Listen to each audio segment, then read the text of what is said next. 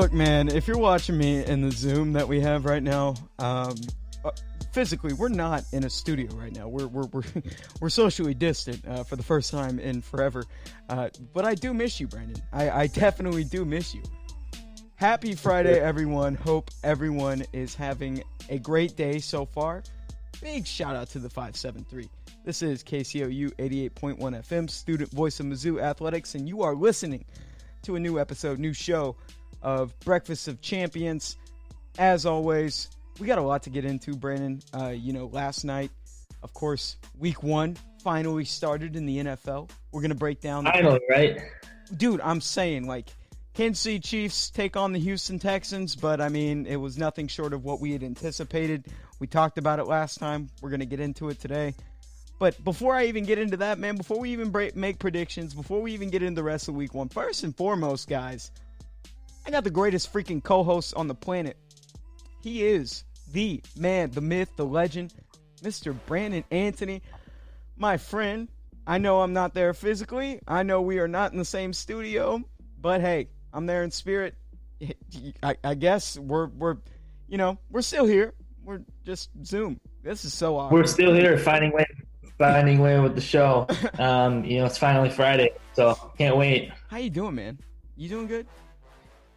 Doing well. It's been a long week, but I'm feeling great. So yeah, here we go, ready for the show, and NFL's back, so there's always something there. Look, yeah, of course, like you alluded to, we got week 1 to get into. We're going to be breaking down picks. We're going to be making predictions. A few games we're going to go through. We got a noon game, an afternoon game, and we got a primetime game that we picked out, hand-selected. We're going to make the picks. We're going to break down the games, give you analysis, give you opinions, not subjective. We're always objective here at Breakfast of Champions. But before we do that, we're kicking it old school. We got a fresh brew to get into, guys. Happy Friday. Let's get a new fresh brew in. Brandon, why don't you break it down by, breaking down what happened last night at Arrowhead Stadium just down the road from Columbia? I'll bring in some music. Sounds good. Well, as Keegan was alluding to, the 101st NFL regular season got underway last night as the reigning Super Bowl champion Kansas City Chiefs went and faced off the Houston Texans and Deshaun Watson at home to kick off the year. Keegan, it was almost sort of weird having football on the screen last night. I was sitting there, I was just like, man, this is strange. It's been so while. It feels like years ago that since the Super Bowl. But anyway, continuing, not much of a surprise. Kansas City was able to run all over Houston in terms of their defense, especially their new rookie running back, Clyde Edwards-Helaire, had a solid night. And Kansas City, picked up right where they left off in the Super Bowl as they were able to defeat the Texans 34-20. Helaire finished on the night 25 carries for 138 yards and a touchdown, and Mahomes did throw 24 for 32 passing, 211 yards and 3 touchdowns. Deshaun Watson had a decent night, 20 of 32 passing, 253 yards, touchdown and an interception, but it definitely looked like the Texans were outmatched, especially without DeAndre Hopkins this time around, and felt like they didn't really have much to display offensively, and the defense wasn't exactly there either, leading for an easy opening night for Kansas City at home.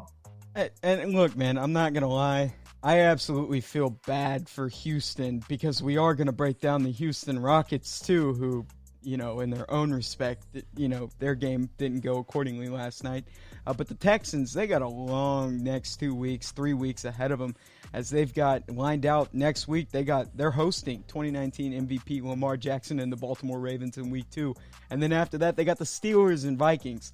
So it doesn't get much better for the Houston Texans and Bill O'Brien. And I'm just saying, if I'm DeAndre Hopkins, man, he tweeted out last night, grateful, obviously, for many reasons. That is he's got every reason to be grateful for the team he's playing for. So, look, like I said, switching gears over to the hardwood, you also had the Houston Rockets. Look, it's got to be so difficult to be a Houston fan last night. It absolutely has to be the worst feeling waking up on a Friday being a Houston fan. So big shout out to the Houston area. I'm sorry, you guys suck. So LA Lakers moved on up on the Houston Rockets 3-1 last night in the Western Conference semifinals. The Lakers actually led as much as 23 points last night. There you have something to be proud about, Houston. You came back, you got the lead down to a 5-point deficit, but ultimately the Lakers were able to close out the fourth quarter, winning the game 110-100. And who could forget about the big man? This has been the story the entire series. Anthony Davis finishing the game with a whopping 29 points, 12 rebounds, 5 assists. And then right behind AD, of course, you got LeBron James. It's not a game without LBJ. He finished with 16 along with 15 rebounds, 9 assists. For the Rockets, it was the Brody and the Beard, almost like the Beauty and the Beast, but it was no beauty and they weren't no beast. Russell Westbrook finished his night, 25 points, 3 rebounds, 3 assists. For James Harden, finished 21 points, 4 rebounds, 10 assists. They are one game closer to making Mark D'Antoni an Indiana Pacer head coach. Game 5, tomorrow, will decide Mark D'Antoni's fate with the franchise. Basically, tip-off is slated for 7 p.m. Central Time. You can catch that on ESPN. I'm done slandering Houston teams. I love you, Houston, but we got a problem.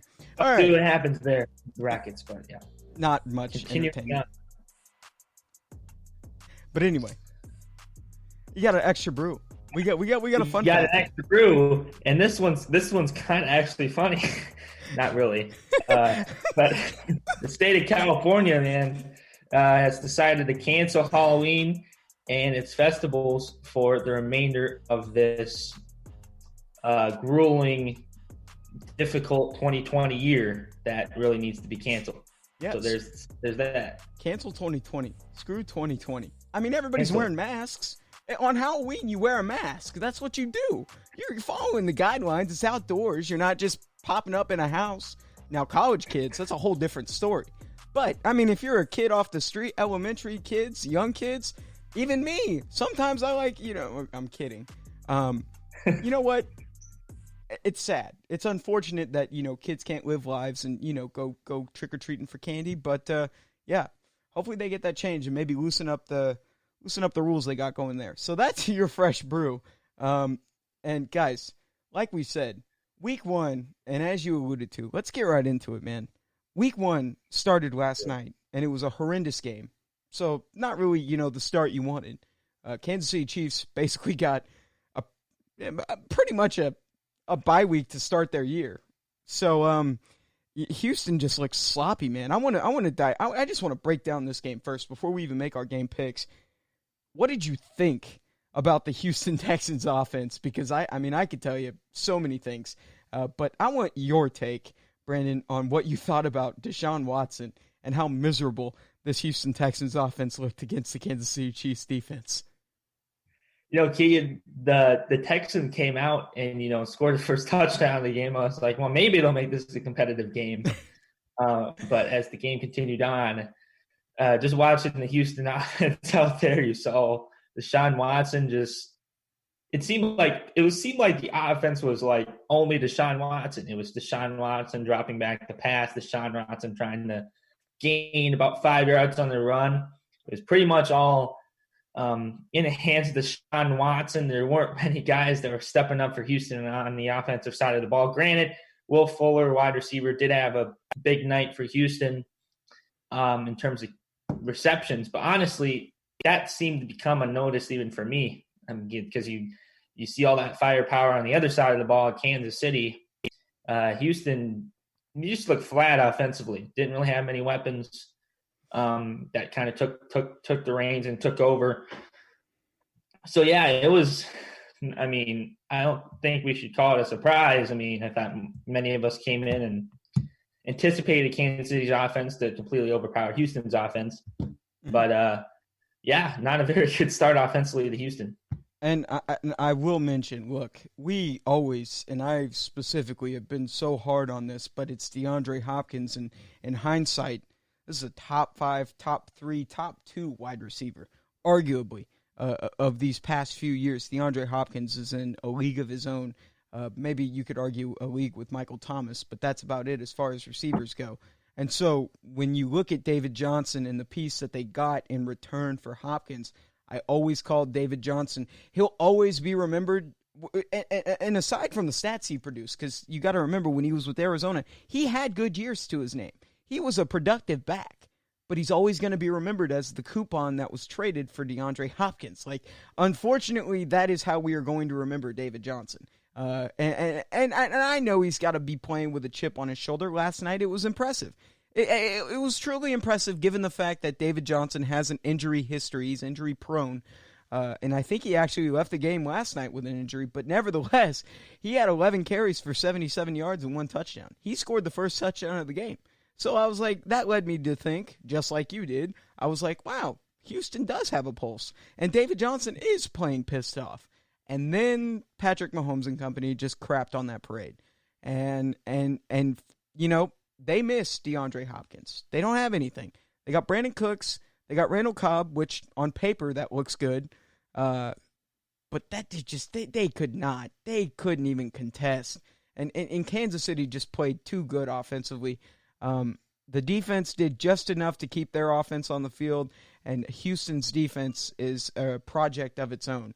So they kept, you know, they were gassed, Sure. and you don't want to be gassed against a team like Kansas City, and ultimately it played in Kansas City's favor.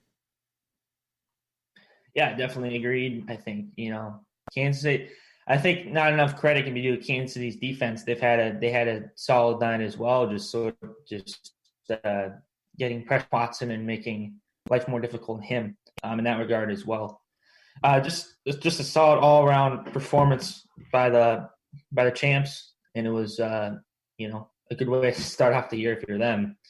Like you said, Houston's schedule doesn't get any easier, going to Baltimore and then the next week after that playing Pittsburgh. So, dude, what did last night's game? Granted, you played against the Super Bowl champions, and if it was up to me, I just want you to know I got love for your San Francisco 49ers even more than I did. I wanted them to play, like, because normally that's how it's been. It's either the AFC champion or it's a Super Bowl rematch for the first game of the year. So I was polling, like, I was like, damn, they really gave them the Houston Texans and they didn't give them the Tennessee Titans or the San Francisco 49ers. They gave them the easy way out, which is fine. That's fine. That's totally fine. I don't make the rules. I'll watch. It's football. I missed it. yeah, for sure.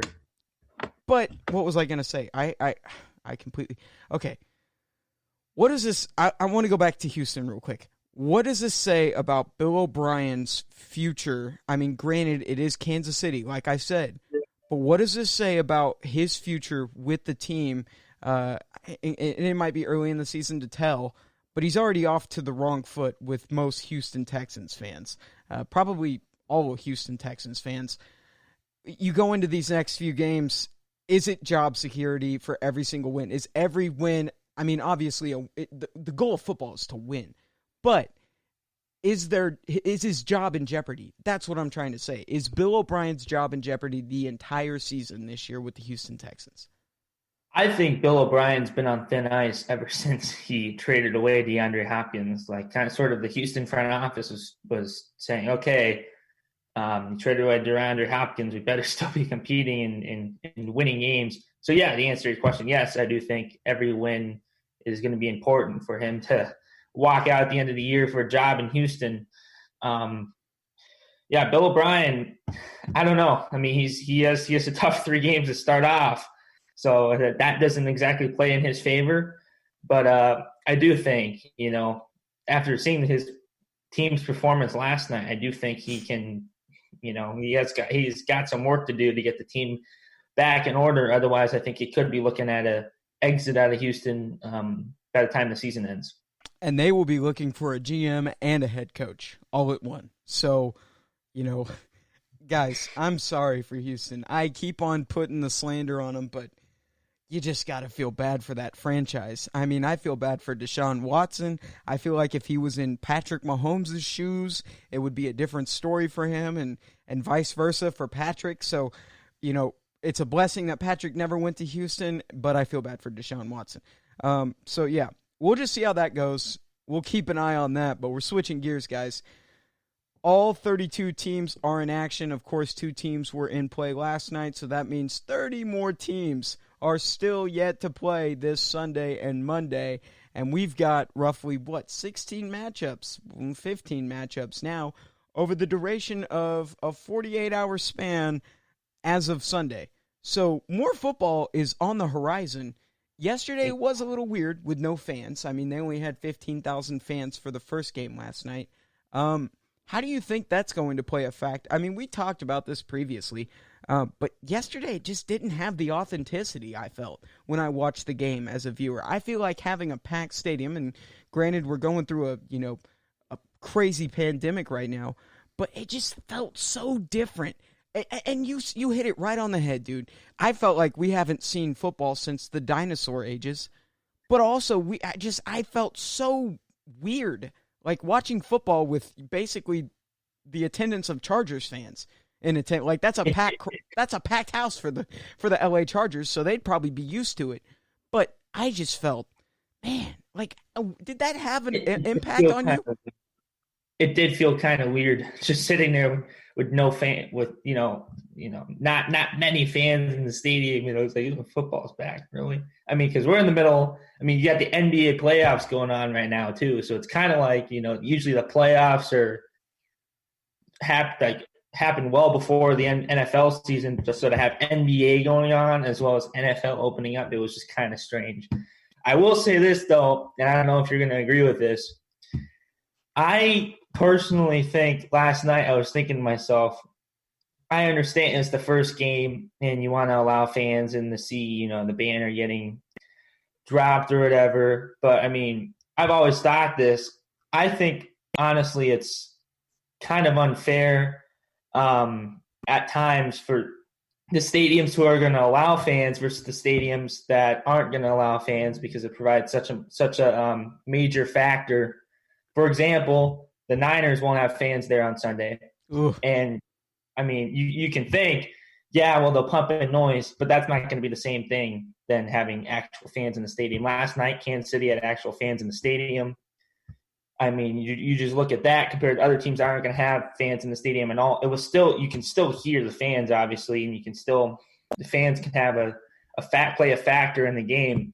For me personally – I think before the season, the NFL should have gone one way or the other. Yeah. Basically said, okay, every team can have minimum capacity, or every team shouldn't have fans, instead of just leaving it up to the stadiums. I don't know what your take on is about that, but that's kind of what my thinking process is, just in terms of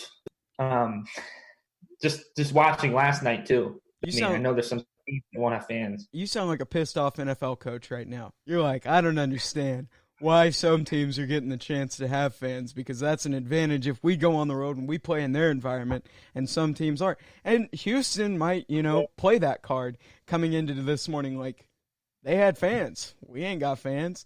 But I think, look, the rest of from what I'm learning and what I've heard, majority, actually all these teams, all these games that are being played over the next 2 days, Sunday and Monday, they aren't going to have fans. They're not going to have, and I could be missing something, but I'm fairly certain the only game that was going to have fans in attendance were the Kansas City Chiefs last night, and that was planned weeks prior.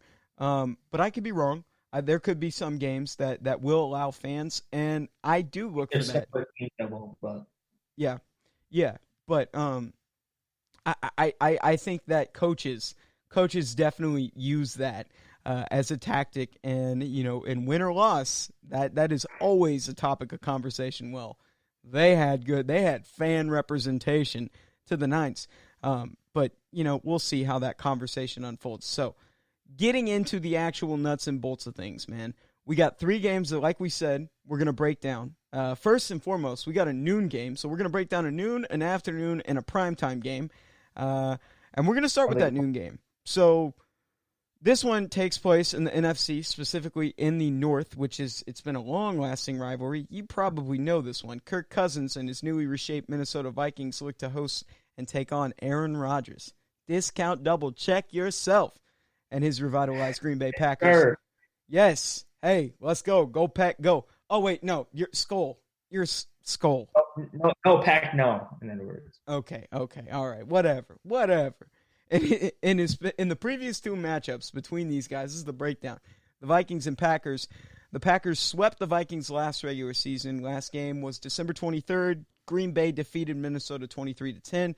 According to ESPN's matchup predictor, ESPN is giving the Vikings the benefit of the doubt, favoring the Vikings by a percentage of 53% to win this matchup. Kickoff is set for noon, and you can catch this game on Fox. Before I get into my reasoning and everything, Brandon, Vikings, Packers at noon. Matt LaFleur versus Mike Zimmer. Who has the edge? Who wins week 1? I'm not going to say that where the game's at going to determine the outcome because there's not going to be fans there anyway. Vikings, Packers.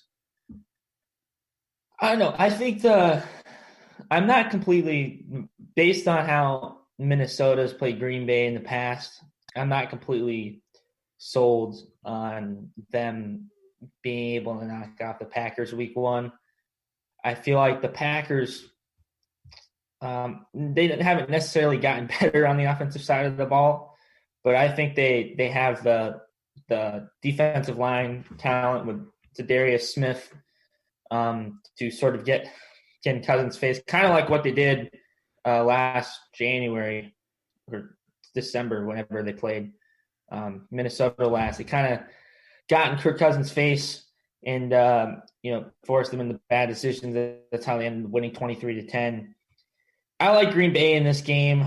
Nothing against Minnesota, but I've always thought that Kirk Cousins is. I still don't know about him as a quarterback, but I like Green Bay. I'll take Aaron Rodgers over Kirk Cousins. I think Green Bay will score more points, and that'll be that. So I like the Packers. Well, Brandon, you're a Minnesota guy. You're born and raised in Minnesota. Well, technically, you're from California. You can be born and raised in, if I'm not mistaken. You spent your early days in Cali, and then you moved out to Minnesota. But for a good duration of your childhood, you grew up in Minnesota. Grew up in Minnesota, yeah. Right? Okay, so you'll consider that home. Well, guess what? I think the hometown Vikings get this win, and it's not because they're playing in their home stadium. They're given this 53% chance to win, and this is I solely believe this. They are giving them that edge because they are playing on home turf. That is the only reason. And there are no fans in attendance. Okay? So I don't even know why that's a factor. What I'm thinking is this is a second year with, I was going to say Kyle Stefanski, but Kyle Stefanski went on to join the Cleveland Browns to take over the head coaching position. He was the OC. You mean Kevin Stefanski? Yeah, Kevin Stefanski. He's the OC for the Vikings for one season, strictly just the OC for one season, which was last season, and the offensive assistant or the co-coordinator was Gary Kubiak. And if you are a Broncos fan, if you are a Texans fan, if you're a Ravens fan, then you know all too much about Gary Kubiak and his philosophy. He's got just the right tools to defeat the Green Bay Packers and Aaron Rodgers. And it starts with his offense. People say that Kirk Cousins is not the guy that you want to lead this Vikings offense. Kirk Cousins has improved. They went from an 8-7-1 team in 2018 to a 10-6 team last year. There's improvement, and you got to peg that on the quarterback because he's the leader of the offense. And even without Stephon Diggs, you go out and get a guy like Justin Jefferson in the draft in the second round, or late in the first, absolute steal. I think he plays a factor, but I think Dalvin Cook runs over this Green Bay Packers defense. You got to keep in mind, at the beginning of last season, he had 135 yards, I believe, 1 touchdown on these guys, was injured in the second game. I think that Dalvin Cook, under the inside zone blocking philosophy, and now you've got Riley Reif on an extension, offensive tackle, and then you've also go get Ezra Cleveland in the second round of the draft out of Boise State. They'll take care of the tandem, the Smith brothers. I think those guys are good enough to take care of the Smith brother tandem, giving time in the pocket for Cousins. And even so, I think under Kubiak's system, the play action, I think there are so many people willing to thrive here that are going to thrive here. Justin Jefferson, Adam Thielen, Kyle Rudolph, Dalvin Cook. They've got the pieces to succeed. I think Gary Kubiak gets this offense going. And even so, you've got Matt LaFleur with Aaron Rodgers for the second season in a row. They finished on a great note. NFC Championship, 13-3. Had a great season last year. but I still think that the wide receiver was the biggest need for them. And they passed up on it for Jordan Love last year in the draft with the 26th pick. Brandon Ayuk was picked before. Jalen Reagor was picked before. All these guys. This was the cream of the crop was the receiver. And you guys just said, yeah, we'll take Jordan Love. Are you kidding me? Are you serious? That is your biggest, weakest link, and you want to go after a quarterback. And people were texting me like, I like this pick. Are you what? I was thinking the same thing in the draft. The chemistry has yet to be developed with LaFleur and Rodgers. Y'all haven't even given it a chance, and you're telling me, hey, I like Jordan Love. Is it a motivation factor? We don't know. But I think that Gary Kubiak has the formula. And I think this inside zone blocking scheme, which has created success in Arian Foster, Terrell Davis, Justin Forsett with the Ravens in 2014, what the hell? Why not Dalvin Cook? Granted, he's a bigger back, but I think he's going to have success, and he's going to be a top back this year. I expect him to be a top 3, maybe even a top 2. And I'm going with Minnesota on this one. Granted, go ahead. You make a good point with Dalvin Cook coming in there, outside run scheme. Going back to the NFC Championship game, San Francisco ran all over Green Bay. Have they really added enough pieces to prevent the run? This time around, as the 2020 year campaign gets underway, is the question. I think Dalvin Cook will have a big game. And, if I'm Minnesota, I would rely on Dalvin Cook a lot and use the running game in week 1. I like that. I like that point you made there. That was good. Thank you very much, sir. Well, hey, I got Minnesota. You got Green Bay. I'm with the majority. You're with the minority. It's going to be a battle of the backs, man. Aaron Jones, I won't rule him out because he had a great outing against the Vikings last year. I think he averaged, if I'm not mistaken, 130 yards in both times against this Vikings defense, which was a top 10 defense last year. So I think both teams, this is a well-balanced, well-matched up contest, and I think it could go either way, honestly. But we'll just have to see. So switching gears, let's go on your turf, brother. We got a 325 game out west in Santa Clara where the Arizona Cardinals traveled to take on the former NFC champions in the San Francisco 49ers. This game will be on Fox, 3:25 p.m. Central Time. We got the Cardinals. We got the 49ers. I can't say it enough, man. We've talked about this game before.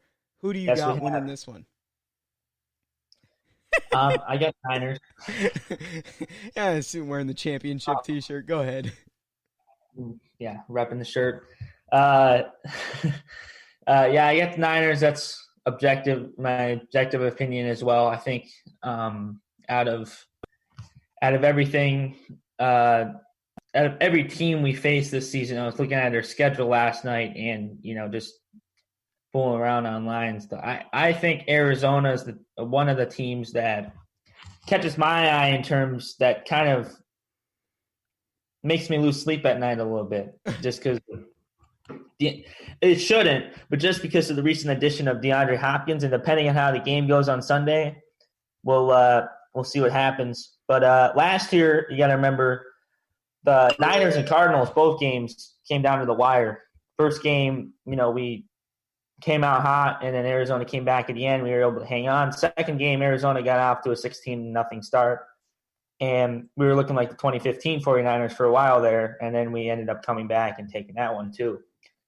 But I think if last year they can give us a run for our money, I think this year they can give us an even more of a run for our money with DeAndre Hopkins, newly acquitted, one of the best wide receivers in the game.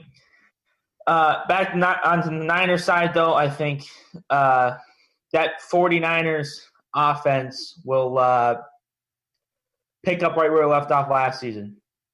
Yeah. Just in terms of the running game and everything. Arizona's defense still shaky in terms of the pass game and the running game, in my opinion. I think that'll bode well for San Francisco's offense.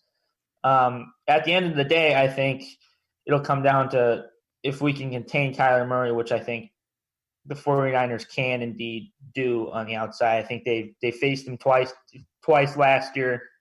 They know where he likes to run, and I think they'll be able to come out and get a game plan for Kyler Murray to at least contain him. He's going to have his plays, but I think that'll play an important role as well. Now, the matchup predictor for this one, according to ESPN, they got the San Francisco 49ers by a favorite of 69.3% to DeAndre Hopkins is 30.5%, Arizona's. You bring up a good point in the fact that the rush defense last year for Arizona was 24th. That's probably not a good look, but it was the better of the two looks in terms of their rush to pass. They were 31st against the pass last year. Of course, the 49ers not only go get a guy like Brandon Ayuk in the draft, Arizona State product, phenomenal product, but you also bring back Raheem Mostert miraculously, and off of injury comes back Jerick McKinnon. Those are two guys in Kyle's system that I do think will thrive this year, and I hope thrive because I have Raheem Mostert starting on my roster. So I hope that on my fantasy roster, Raheem Mostert performs and lives up to the expectation in Kyle's system. I think that's going to be the biggest thing when it's all said and done is can Arizona contain the run and make San Francisco, pass? Because that gives them the only viable chance. You got to think they got Isaiah Simmons. You bring back Byron Murphy, who was a Washington corner, a great prospect coming out of Washington, headhunter if you ask me. I think it is going to come down to stopping the run for both of these guys. I didn't want to say it for Arizona, but I think Kenyon Drake too. 22nd in rushing yards, 817 total yards last year, and 11th in touchdowns with 8. So I think this is a well-balanced, this is a running back game as well, and DeAndre Hopkins is going to play a role, but I don't know if he's going to play as much as a role as Kenyon Drake will, or I don't know if Brandon Ayuk or Jalen Hurd or Deebo Samuel is going to play much of a role as Raheem Mostert and Jerick McKinnon. So I definitely think this comes down to the performance of the running backs. Yeah, especially with the Niners who have a very slim at wide receiver.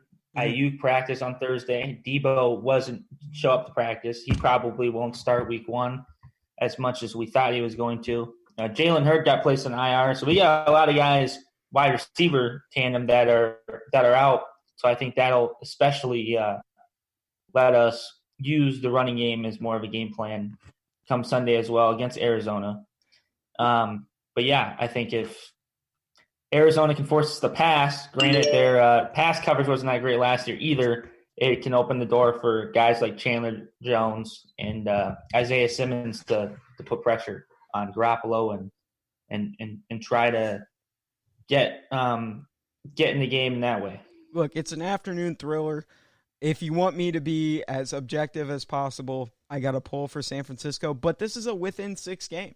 I think Arizona comes out and plays close, plays competitive. This defense, you're going to see Vance Joseph's defense finally glue, and yeah, it should be an entertaining one, brother. I think your San Francisco 49ers get it done, but by fingerlinks, get to that finish line and regroup, get ready for week 2, and I think they perform even better. But this is going to be a good test out of the gate for San Francisco and Arizona. Great litmus test for both teams. All right, primetime matchup. You got the Dallas Cowboys taking on the Los Angeles Rams in their new stadium, brand new, and that whole district just looks fine as hell. That new stadium looks phenomenal. It's going to be on NBC, kickoff set for 7:20 p.m. Central Time. Al Michaels, Chris Collinsworth got the call. God, I cried whenever they talked last night. When they said one word, I just cried. So great to have football back. Dak Prescott coming in on this year, didn't get the deal he quite wanted, but he's still making bank. You bring in guys like CeeDee Lamb, your defense gets revitalized in the offseason, and then you got the Rams, which I haven't kept up with the Rams as much as maybe you have because you're an NFC West guy. I don't know if you've been keeping up with them. I've been keeping up with them a little bit. Okay. Well, I mean, any new additions that we should be concerned with? Any things to watch or things to watch? Coming into this game. I mean, I know they got Robert Woods on their offense. What are some other key pieces for Goff? They just signed Jalen Ramsey, but other than that, yeah. I forgot they signed him to an extension. Good one, too. Like, it's $70 million. What do you think about this game, man? Dallas Cowboys got something to prove. So did the Rams. Who wins this one at the end of the night? I like Dallas. Yeah. I think Dak Prescott, especially not getting his deal, is going to come out and play with a little chip on his shoulder. You got Ezekiel Elliott, the run game for the Cowboys. Todd Gurley is traded from the Rams as well now in Atlanta. The Rams, I think, for me, are probably going to take more of a step back this season as well. I don't think they'll, and especially in the competitive NFC West, you got San Francisco, you got Arizona, you got Seattle. I think the Rams will probably round out in the fourth slot. But I do think they have something to prove as well. Everyone thinks they're done and they're going to be worse than they were last year even, and continue to get the decline from where they were 2 years ago in the Super Bowl. But Sean McVay's still there, and Sean McVay, especially his first season with LA, still made that team, still able to make that team competitive last season. I think Sean McVay still gives the Rams a competitive type of spirit, but I've never been a believer in Jared Goff. I think if I have to pick between the two quarterbacks, I'd take Dak Prescott any day of the week, especially with the new weapons he's got on the offensive side of the ball. You got Mike McCarthy there. CeeDee Lamb. Yeah, I like Dallas. I like Dallas by at least 2 scores. You and I both, brother. Look, you got CeeDee Lamb, you got Amari Cooper, you got Michael Gallup. How could you go wrong? And you've got Ezekiel Elliott, who is a top 5 back, top 3 back, besides Saquon and Christian McCaffrey. I think that Ezekiel Elliott's primed to have a good year. I think you can make the argument that CeeDee Lamb could be Offensive Rookie of the Year. I think Amari Cooper could perform well. I think he could play a key role. And I think Michael Gallup could play a key role in this offense. I don't understand how you could go wrong with this team, because you also bring in great pieces to beef up your defensive front. You got Aldon Smith, M-I-Z. You get Everson Griffin on a $6 million deal, if I'm not mistaken, signed a 1-year deal with him. Of course, they get their replacement in Minnesota with Yannick Ngakoue. Steal of a trade. I should have brought that up last segment. Anyway, you get Everson Griffin. Gerald McCoy gets hurt. He's not going to play this season, but that's another great addition. Neville Gallimore, a guy to watch out of Oklahoma, defensive tackle. They call him the Canadian Tank, and I'm going to tell you something. He's a tank. Yeah, when he played for Oklahoma, this man body slammed. If I'm not mistaken, I want to say it was Jalen Reagor. I could be wrong. I can't remember who he body slammed. No. It wasn't Jalen Reagor. I believe it was a different running back I watched film on. I want to say he's from Purdue, but I could be wrong. Anyway, body slammed a running back nevertheless. And this guy is a monster, 296 pounds. I wanted Denver to go after him. I was pounding the table. Didn't happen. It's okay. Secondary might have a couple question marks. Don't really know what they've got going for them. Haven't really kept up with the secondary and the moves. I know. Oh, I got you. They actually went to go get Trevon Diggs, who is Stephon Diggs. I want to say cousin, could be younger brother. I want to say cousin. Yes, exactly. From Alabama, comes into that secondary. Bradley and outside linebacker, edge out of Utah, who I hadn't seen, the same athleticism from a guy of Bradley and I's caliber since guys like Von Miller when he came out of A&M. That's an honest opinion there. I love Bradley and I wish him nothing but the best. I got to go Dallas. There is no way in hell that this team loses and has below a 9-7 record this year. But Dallas Norm has always seemed to prove me wrong. They've always wound up 7-9, 8-8, 7-9. We're going to be good this year, 9-7, 10. Like, they've never reached double digits, and it's just so sad. So I want to see what Mike McCarthy does. Of course, you bring in the new scheme, new theory, new philosophy with Mike McCarthy. Maybe he can work well with Prescott. Maybe they can mesh. It's either that or Andy Dalton. So y'all better make this work and don't screw it up. Give me the Dallas Cowboys. I think they got the making of a championship caliber team, and they're a sleeper team, honestly. But they just got to get it right. They got to get over this Dallas Norm, man. That's got to happen. That's my biggest concern with them is the Dallas Norm. If they could get over that, maybe we're saying there's a chance. They're a step in the right direction, man. They got rid of Jason Garrett, so we'll see what happens. All right. What happens. Look, it is 10:39 Central Time, KCOU 88.1 FM, and we can get into some basketball, or I can give you enough time to give this Anthony rant, because I know you've been dying to speak some words that are on your mind regarding what happened last night and the Kansas City Chiefs win. Dominant performance over the Houston Texans. So if you want to do that, we can do that after this break. Or we can talk NBA. It's up to you. You can make that decision right now. Go ahead. We can talk a little bit NBA and Oh. halftime. Okay, we'll get into some NBA. Up next, we're going to talk a little bit of NBA. We got a Game 7 coming up tonight. A do or die between the Boston Celtics and Toronto Raptors. Then we got to break down the Denver Nuggets and LA Clippers. That's all coming up next here on Breakfast of Champions on KCOU 88.1 FM. Do not go anywhere.